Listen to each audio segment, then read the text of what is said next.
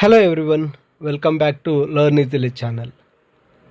The poem Africa, Kannada summary. David Diop's poetry Africa. ಕನ್ನಡದ ಸರಳ ಸಾರಾಂಶ ಈ ವಿಡಿಯೋದಲ್ಲಿ. ನೀವಿದೇ ಮೊದಲ ಬಾರಿಗೆ ಲರ್ನ್ ಈಸಿಲಿ ಚಾನಲನ್ನು ನೋಡ್ತಾ ಇದ್ದಲ್ಲಿ ತಪ್ಪದೆ ಸಬ್ಸ್ಕ್ರೈಬ್ ಮಾಡಿ ಅಂತ ತಿಳಿಸುತ್ತಾ, ಇಲ್ಲಿ ಪೊಯೆಟ್ ಡೇವಿಡ್ ಡಿಯೋಪ್ಸ್ ರವರು ಆಫ್ರಿಕಾ ಹೆಸರಿನಲ್ಲಿ ಬರೆದಿರ್ತಕ್ಕಂಥ ಈ ಪದ್ಯದಲ್ಲಿ ಅವರು ತಮ್ಮ ಒಂದು ವಿರೋಧವನ್ನು ವ್ಯಕ್ತಪಡಿಸ್ತಾ ಇದ್ದಾರೆ. ಆಫ್ರಿಕಾವನ್ನು ಆಳ್ತಾ ಇರತಕ್ಕಂತಹ ವಸಾಹತುಶಾಹಿ ಆಗಿರ್ತಕ್ಕಂತಹ ಫ್ರೆಂಚ್ ರವರನ್ನು ವಿರೋಧಿಸ್ತಾ ಈ ಒಂದು ಪದ್ಯವನ್ನು ಬರೆದಿರ್ತಾರೆ. ಹೇಗೆ ಭಾರತವನ್ನು ಬ್ರಿಟಿಷರು ಆಳಿದ್ದರು, ಹಾಗೆ ಆಫ್ರಿಕಾವನ್ನು ಫ್ರೆಂಚರು ವಸಾಹತುವನ್ನಾಗಿ ಮಾಡಿಕೊಂಡಿದ್ದು ಆಫ್ರಿಕರಿಗೆ ಒಂದು ರೀತಿಯ ಸ್ವತಂತ್ರವನ್ನು ನೀಡದೆ ಅವರ ಮೇಲೆ ಆಳ್ವಿಕೆ ಮಾಡ್ತಾ ಇದ್ದಾಗ ಈ ಕವಿಯವರು ಆಫ್ರಿಕನ್ಸರನ್ನ ಮೇಲೆ, ಅಲ್ಲಿರ್ತಕ್ಕಂಥ ಜನರ ಮೇಲೆ ಅವರ ಒಂದು ಫ್ರೀಡಮ್, ಸ್ವತಂತ್ರಕ್ಕಾಗಿ ಅಲ್ಲಿ ನಡೆದಿರ್ತಕ್ಕಂಥ ರೆವಲ್ಯೂಷನರಿ ಮೂಮೆಂಟ್ಸನ್ನು ತಿಳಿಸ್ತಾ ತಮ್ಮ ಫೀಲಿಂಗ್ಸನ್ನು ಆಫ್ರಿಕನ್ರ ಒಂದು ಸ್ವತಂತ್ರಕ್ಕಾಗಿ ಈ ಪದ್ಯದಲ್ಲಿ ವ್ಯಕ್ತಪಡಿಸಿದ್ದಾರೆ. Africa my Africa, Africa of proud warriors in ancestral savannahs, Africa of whom my grandmother sings. ಇಲ್ಲಿ ಕವಿ ಹೇಳ್ತಾ ಇದ್ದಾರೆ, ಆಫ್ರಿಕಾದ ಬಗ್ಗೆ ಅವರು ತಮ್ಮ ಒಂದು ಅಭಿಮಾನವನ್ನು ವ್ಯಕ್ತಪಡಿಸ್ತಾ ಇದ್ದಾರೆ. ಇಲ್ಲಿ ತಮ್ಮ ಪೂರ್ವಜರಿಂದ ಆಫ್ರಿಕಾದ ಒಂದು ಇತಿಹಾಸದ ಬಗ್ಗೆ ಅವರು ಕೇಳಿ ತಿಳಿದಿದ್ದಾರೆ. ತಮ್ಮ ಗ್ರ್ಯಾಂಡ್ ಅಜ್ಜಿಯರು ಆಫ್ರಿಕಾದ ಇತಿಹಾಸದ ಬಗ್ಗೆ, ಅಲ್ಲಿರ್ತಕ್ಕಂತಹ ವೈಭವದ ಬಗ್ಗೆ ಹೇಳಿರ್ತಕ್ಕಂಥದ್ದನ್ನು ಇಲ್ಲಿ ಕವಿಯವರು ಹೇಳ್ತಾ ಇದ್ದಾರೆ. ಅದರ ಜೊತೆಗೆ ಇಲ್ಲಿ ಆಫ್ರಿಕಾದಲ್ಲಿರ್ತಕ್ಕಂಥ ಪ್ರೌಡ್ ವಾರಿಯರ್ಸ್ ಇನ್ ಏನ್ಸೆಸ್ಟ್ರಲ್ ಸವೆನ್ನಾಸ್, ಸವೆನ್ನಾ ಅಂತಕ್ಕಂಥ ಹುಲ್ಲುಗಾವಲುಗಳಲ್ಲಿ ಇದ್ದಂತಹ ಒಬ್ಬ ಟ್ರೈಬಲ್ಸ್, ಬುಡಕಟ್ಟು ಜನಾಂಗಕ್ಕೆ ಸೇರಿರ್ತಕ್ಕಂಥ ಜನರೆಲ್ಲರೂ ಸಹ ಒಗ್ಗೂಡಿ ಈಗ ತಮ್ಮ ಈ ಒಂದು ಆಫ್ರಿಕಾವನ್ನು ಉಳಿಸಿಕೊಳ್ಳೋದಕ್ಕೋಸ್ಕರ ಅಲ್ಲಿರ್ತಕ್ಕಂತಹ ಫ್ರೆಂಚರ ವಿರುದ್ಧ ಹೋರಾಡ್ತಾ ತಮ್ಮ ಸ್ವತಂತ್ರಕ್ಕಾಗಿ ಅವರು ತಮ್ಮ ತಮ್ಮ ಪ್ರದೇಶಗಳನ್ನು ರಕ್ಷಣೆಗಾಗಿ ಮುಂದಾಗಿರ್ತಕ್ಕಂಥದ್ರ ಬಗ್ಗೆ ಇಲ್ಲಿ ಮೊದಲನೆಯ ಸ್ಟ್ಯಾನ್ಸಾದಲ್ಲಿ ಕವಿಯವರು ತಿಳಿಸ್ತಾ ಇದ್ದಾರೆ. ಇನ್ನು ಎರಡನೇ ಸ್ಟ್ಯಾನ್ಸಾಗೆ ಬಂದಾಗ, on the banks of the distant river I have never known you, but your blood flows in my veins, your beautiful black blood that irrigates the fields, the blood of your sweat, the sweat of your work, the work of your slavery. ಇನ್ನು ಎರಡನೇ ಸ್ಟ್ಯಾನ್ಸದನ್ನು ನೋಡೋದಾದರೆ ಇಲ್ಲಿ ಕವಿಯವರು ಹೇಳ್ತಾ ಇದ್ದಾರೆ, ಅವರು ಸಹ ಒಂದು ನದಿಯ ದಡದ ಮೇಲೆ ಹುಟ್ಟಿ ಬೆಳೆದಂತಕ್ಕಂತಹ ವ್ಯಕ್ತಿಯಾಗಿರ್ತಾರೆ. ಆದರೆ ಅವರು ಆಫ್ರಿಕಾದಲ್ಲಿ ಹುಟ್ಟಿದ್ದಾರೆ, ಆದರೆ ಅವರು ಬೆಳೆದಿರ್ತಕ್ಕಂಥದ್ದು ಎಲ್ಲವೂ ಸಹ ಫ್ರಾನ್ಸ್ನಲ್ಲಿದ್ದರೂ ಸಹ ಅವರದ್ದು ಸಹ ಒಂದು ಆಫ್ರಿಕನ್ ಬ್ಲಡ್. ಅಂದರೆ ಕವಿ ಹೇಳ್ತಾರೆ, ನನ್ನ ಮೈಯಲ್ಲೂ ಸಹ ಆಫ್ರಿಕಾದ ರಕ್ತ ಹರಿತಾ ಇದೆ ಅಂತಕ್ಕಂಥ ಮಾತನ್ನು ಹೇಳ್ತಾ ಇದ್ದಾರೆ. ಅಲ್ಲಿ ಆಫ್ರಿಕನ್ ಆಗಿ ಆ ಒಂದು ಆಫ್ರಿಕನ್ ಸಿಟಿಸನ್ಸ್ನ ಬಗ್ಗೆ ಅವರು ತಮ್ಮ ಈ ಭಾವನೆಗಳನ್ನು ಹೇಳ್ತಾ, ಆಫ್ರಿಕನ್ಸರು ಅಲ್ಲಿರ್ತಕ್ಕಂತಹ ಭೂಮಿಯನ್ನು ಉತ್ತು ಅಲ್ಲಿ ಆ ಯುರೋಪಿಯನ್ ರೂಲರ್ಸ್ಗೋಸ್ಕರ ಅವರು ದುಡಿತಾ ಇದ್ದಾರೆ. ಆಫ್ರಿಕನ್ಸ್ ಅವರು ತುಂಬ ಕಷ್ಟಪಟ್ಟು ಒಂದು ಜೀತದಾಳುಗಳ ಹಾಗೆ ದುಡಿದು ಈ ಯುರೋಪಿಯನ್ಸ್ ಫ್ರೆಂಚರ ಒಂದು ಸೇವೆಯನ್ನು ಮಾಡ್ತಾ ಇದ್ದಾರೆ. ಆ ಒಂದು ದುಡಿತಕ್ಕಂಥ ಸ್ಲೇವ್ಸ್, ಆಳುಗಳ ಮೈಯಲ್ಲಿ ಏನು ರಕ್ತ ಹರಿತಾ ಇದೆಯೋ ಆ ರಕ್ತವೇ ನನ್ನ ಮೈಯಲ್ಲಿಯೂ ಸಹ ಹರಿತಾ ಇದೆ ಅಂತಕ್ಕಂಥ ಮಾತನ್ನು ಇಲ್ಲಿ ಕವಿ ಹೇಳ್ತಾ ಇದ್ದಾರೆ.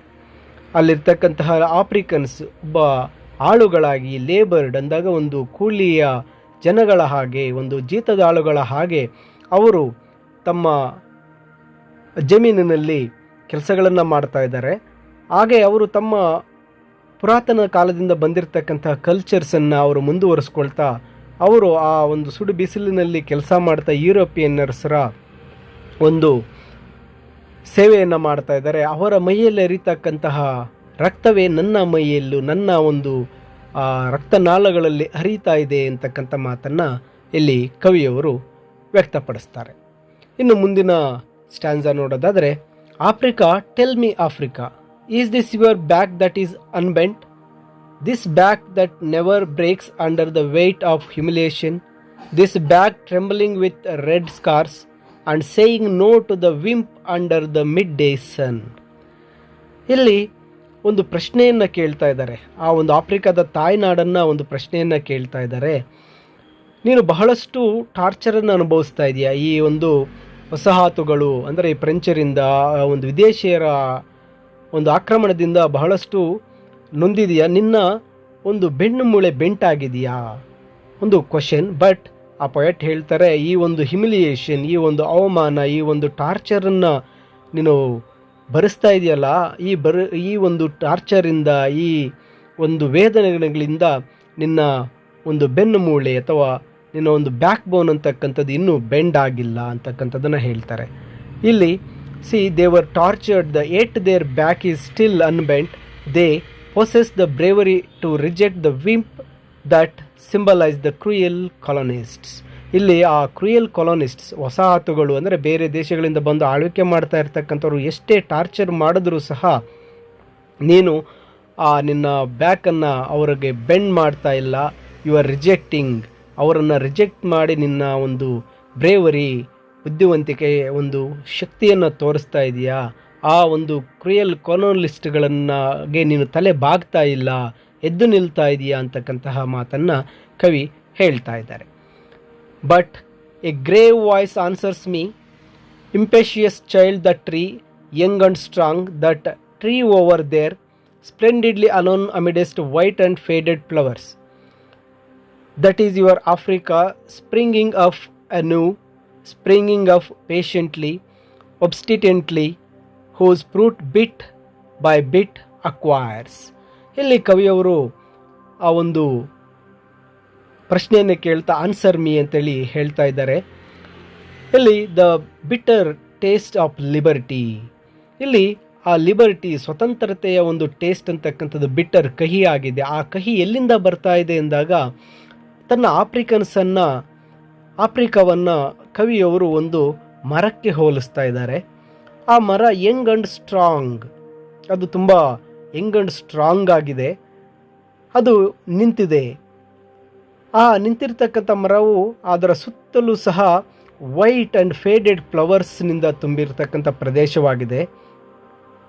ಇಲ್ಲಿ ಆ ಒಂದು ವಸಾಹತು ಅಥವಾ ಫ್ರೆಂಚರ ವಸಾಹತುಶಾಹಿ ಅವರೊಂದು ಆಡಳಿತ ಅಂತಕ್ಕಂಥದ್ದು ಆ ಆಫ್ರಿಕನ್ಸರನ್ನು ಆವರಿಸಿದೆ. ಆಫ್ರಿಕಾ ಅಂತಕ್ಕಂಥದ್ದು ಒಂದು ಮರದ ಹಾಗೆ ಸ್ಟ್ರಾಂಗ್ ಆ್ಯಂಡ್ ಯಂಗ್ ಆಗಿ ಎದ್ದು ನಿಂತಿದೆ. ಅದರ ಸುತ್ತಲೂ ವೈಟ್ ಫೇಡೆಡ್ ಫ್ಲವರ್ಸ್, ಅಂದರೆ ಇಲ್ಲಿ ವೈಟ್ ಫೇಡೆಡ್ ಫ್ಲವರ್ಸ್ ಅಂತಕ್ಕಂಥದ್ದು ಆ ಒಂದು ಕೊಲೊನೈಸೇಷನ್ ಅಂದಾಗ ಆ ವಸಾಹತುಗಳು ಬೇರೆ ದೇಶದಿಂದ ಬಂದು ಅವರನ್ನು ಆಕ್ರಮಿಸಿರ್ತಕ್ಕಂಥವರಿಗೆ ಆ ವೈಟ್ ಆ್ಯಂಡ್ ಫೇಡೆಡ್ ಫ್ಲವರ್ಸ್ ಅಂತಕ್ಕಂಥದ್ದು ರೆಫರ್ ಮಾಡ್ತಾ ಇದ್ದಾರೆ. ಇಲ್ಲಿ ಎದ್ದು ನಿಂತಿರ್ತಕ್ಕಂತಹ ಮರ ಆ ತನ್ನದೇ ಆದ ಕಲ್ಚರ್, ತನ್ನದೇ ಆಗಿರ್ತಕ್ಕಂಥ ಒಂದು ಇತಿಹಾಸವನ್ನು ಹೊಂದಿರತಕ್ಕಂಥ ಆಫ್ರಿಕಾದ ಬಗ್ಗೆ ಹೇಳ್ತಾ ಇದ್ದಾರೆ.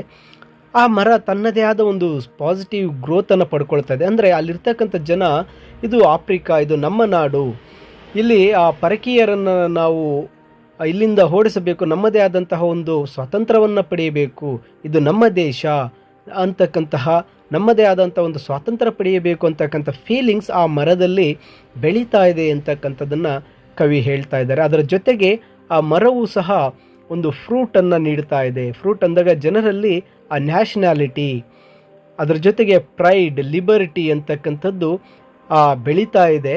ಅದೊಂದು ಸ್ವಲ್ಪ ಕಹಿಯಾಗಿದೆ, ಆದರೂ ಸಹ ಅಲ್ಲಿರ್ತಕ್ಕಂಥ ಜನ ಎದ್ದು ನಿಲ್ತಾರೆ. ಎದ್ದು ನಿಂತು ಅವರಿಗೆ ನಿಜವಾಗಲೂ ಸೇರಬೇಕಾಗಿರ್ತಕ್ಕಂತಹ ಅವರ ನಾಡನ್ನು ಪಡೆಯುತ್ತಾರೆ ಅಂತಕ್ಕಂಥ ಮಾತನ್ನು ಇಲ್ಲಿ ಕವಿ ತಿಳಿಸ್ತಾ ಇದ್ದಾರೆ. ಇದು ಆಫ್ರಿಕಾ ಒಂದು ಪದ್ಯದ ಕನ್ನಡ ಸರಳ ಸಾರಾಂಶವಾಗಿದೆ. ಈ ಒಂದು ಕನ್ನಡ ಸಾರಾಂಶ ನಿಮಗೆ ಅರ್ಥ ಆಗಿದೆ ಅಂತ ಭಾವಿಸ್ತೇನೆ. ಹಾಗೆ ಈ ವಿಡಿಯೋ ನಿಮಗೆ ಇಷ್ಟ ಆದಲ್ಲಿ ಒಂದು ಲೈಕ್ ಮಾಡಿ, ನಿಮ್ಮ ಸ್ನೇಹಿತರಿಗೂ ಸಹ ಶೇರ್ ಮಾಡಿ. ಈ ಒಂದು PDF ಅನ್ನು ಈ ವಿಡಿಯೋದ ಡಿಸ್ಕ್ರಿಪ್ಷನಲ್ಲೇ ನೀಡಿರ್ತೇನೆ, ಡೌನ್ಲೋಡ್ ಮಾಡಿಕೊಳ್ಳಿ ಅಂತ ತಿಳಿಸುತ್ತಾ ಎಲ್ಲರಿಗೂ ಧನ್ಯವಾದಗಳು.